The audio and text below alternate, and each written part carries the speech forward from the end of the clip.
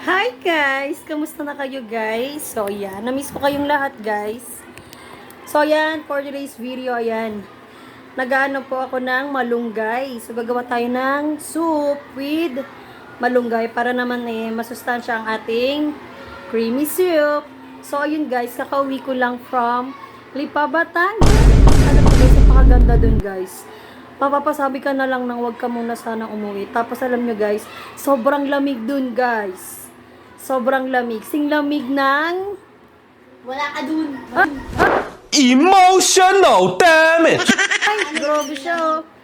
Meet my pamangkin, Ate Ella. Narinig nyo yun guys. Napaka-bully niya guys, no? Wala raw ako nun guys. Tingin nyo guys, may ganun ba ako guys? Wala ka dun.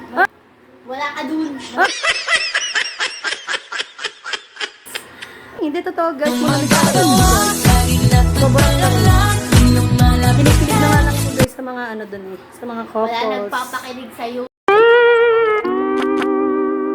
Ay, wala din nagpapakilig sa akin. No? Bully talaga yan guys eh.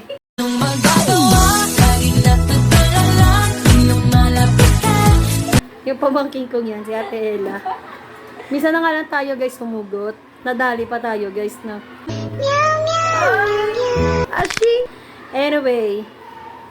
So, yun lang guys. Mag-rest baka na kayo sa comment sec ko guys. Ayan. Let's grow all together. Sabay-sabay tayong aangat. Kasama si Boss M at ang ating mga kaibigan.